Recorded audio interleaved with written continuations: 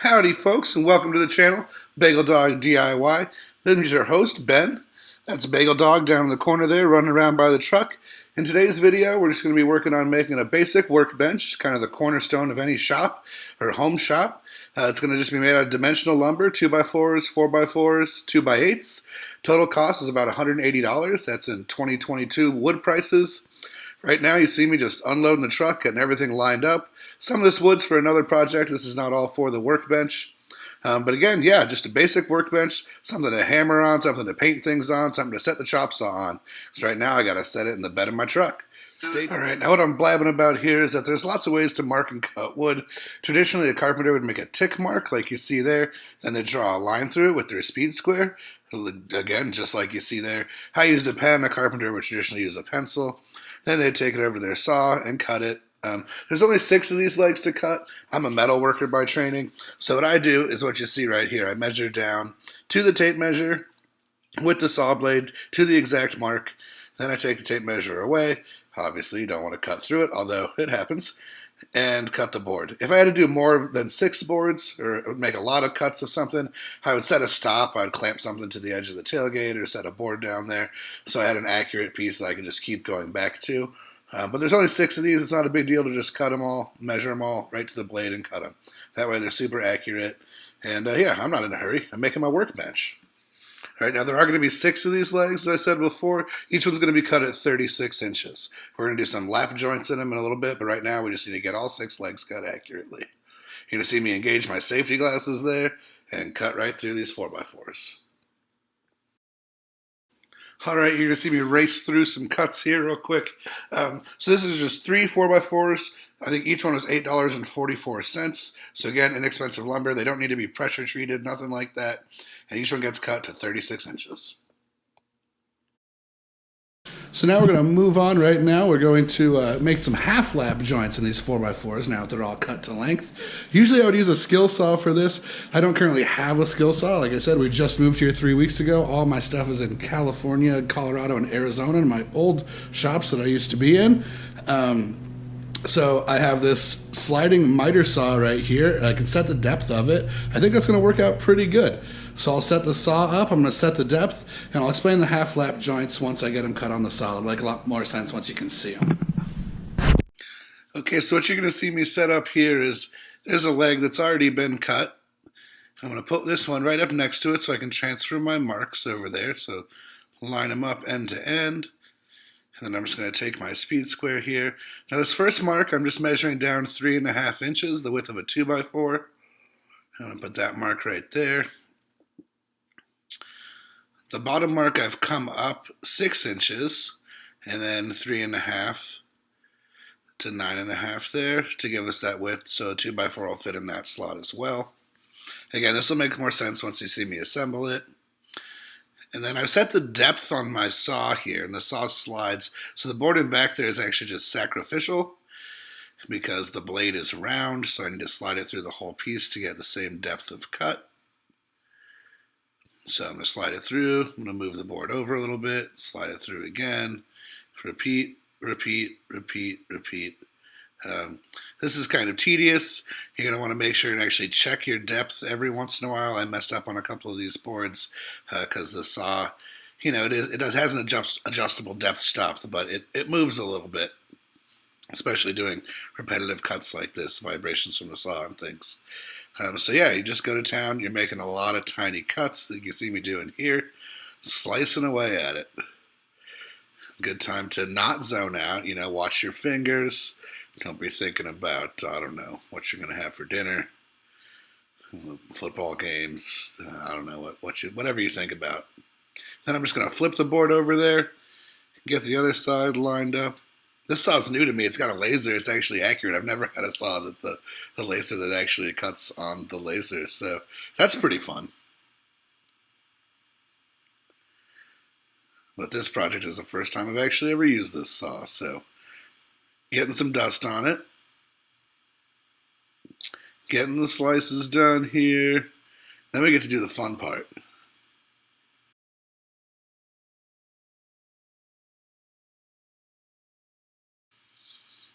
All right, now you take your hammer, and you just smash away. You can also stick a screwdriver in there, or a chisel and pry. It's really satisfying. It makes a great sound.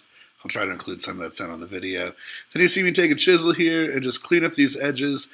These are super cheap chisels. This is a tool I like to buy from like the dollar bin or the discount bin at the hardware store, Menards, Home Depot, Lowe's, wherever you shop. I pick up a set whenever I see them. They're super handy for things like this. These are not fine woodworking chisels. They're chisels you can hit with a framing hammer, as you see me doing here. Good for lock sets, things like that. Just good to have around. You won't feel bad prying something with chisels like this. You won't feel bad smashing them with a hammer, lending them to your buddy, whatever. So not your fine woodworking chisels.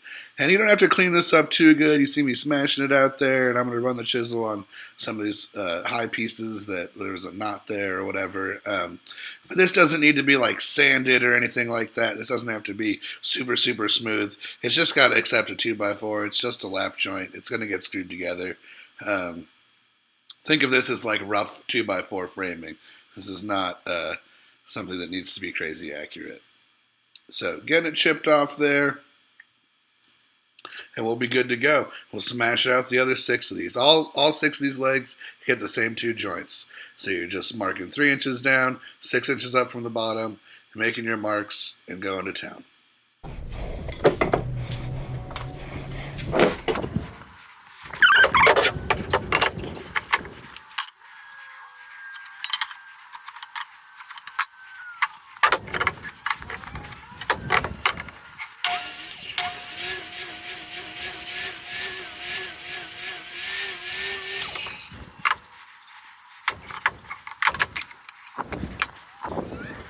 Six legs, our giant sawdust mess. We'll sweep all that up later. No need to worry about it. And again, you don't have to really clean these up. This isn't fine woodworking. You're making a bench. We're not super worried about our joinery here. I'm not going to sand those or anything.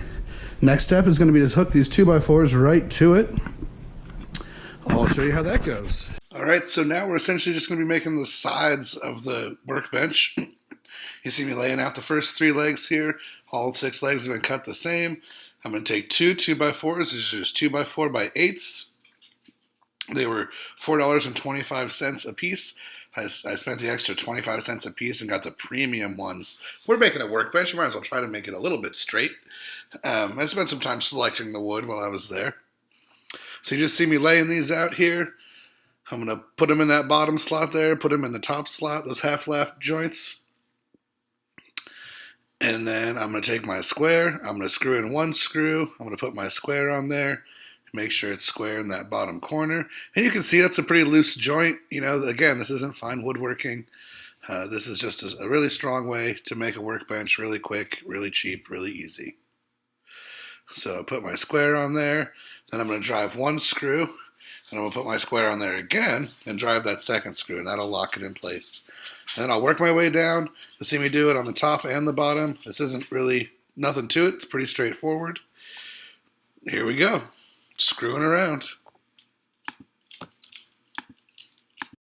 All right, now I'm using exterior screws on this. Even though I'm using cheap, like non-pressure treated lumber, it may seem strange, but you never know what kind of chemicals or stains or whatever you're going to spill on your bench. Exterior screws just have an extra coating on them. I don't know. Maybe it's weird to use them inside, but that's what I'm using here. That's my thinking on it. Now you'll just see me work my way down. I'll put the top screws in. I'll measure out where the center post goes, just halfway between the 2 posts, so 4 feet. And put those screws in as well. Same way, same method, just using the square, working my way down.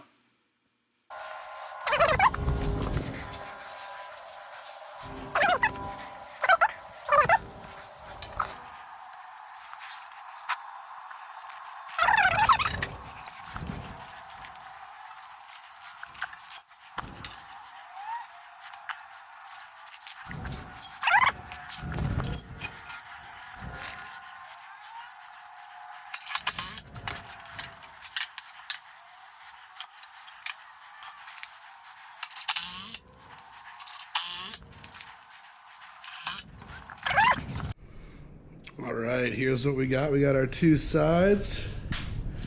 They are screwed together. They are stood up. Now we're going to cut some 2x4s to go from here to here. Link all this together. You can start your screws. It makes it a little bit easier when you're doing stuff like this. You can even, if you leave it proud, just a little bit like that, it'll actually hold on to your wood.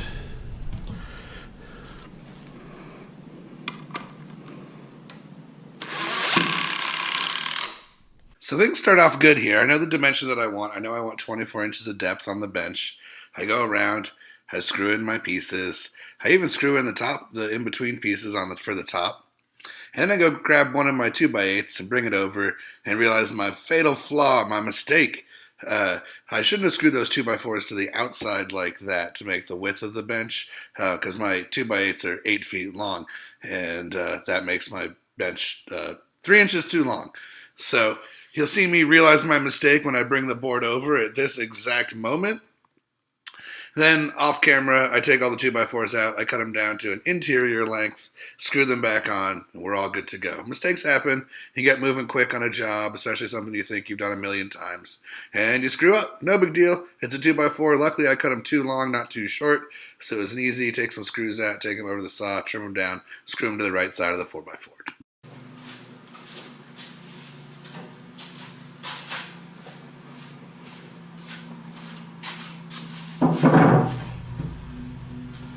All right, if you look on the right-hand side at the top of the bench there, you can see I moved that outer 2x4 to the inside of that 4x4 post.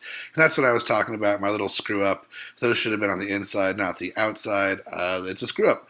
But now you can see my top is going to fit perfectly. Those 2x8s by 8 foot are going to go right down there and be the exact length of the 2x4 by 8 foots. Imagine that. So here, I'm just laying it out, putting these boards on, and we're going to get them screwed down.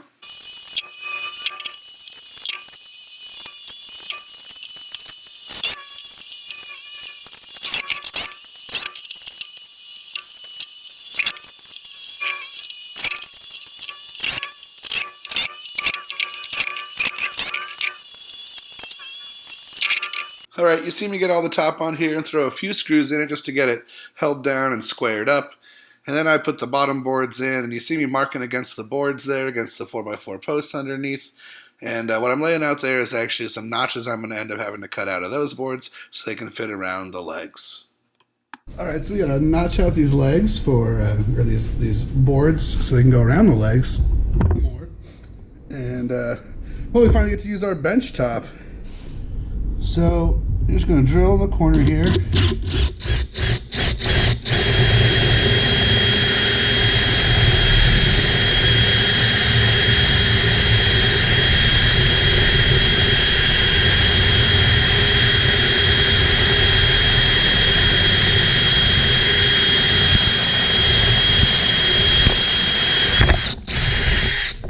These are just some cheap Fortuner bits.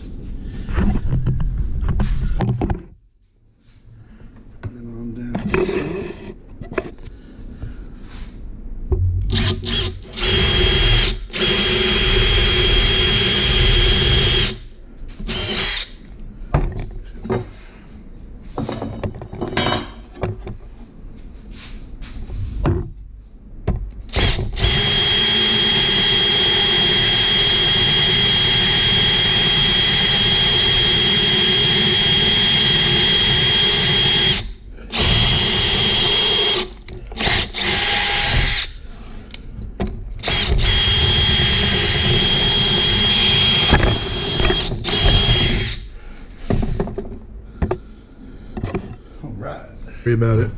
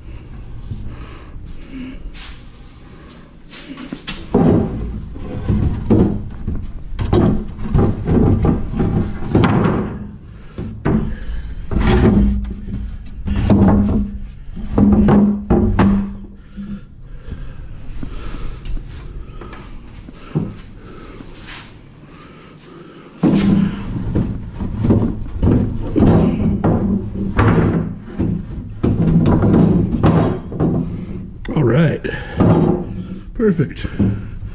The bottom ones, there's a little gap there, but they're just for storage, so that's perfect. All right. Well, now I got to drive a bunch more screws into this top to try to get it as flat as possible with the framing that I have there. You can notice that I did go back and put these lags in into all these posts all the way around. So yeah, now I just got to set up a screw gun and do a bunch of screws.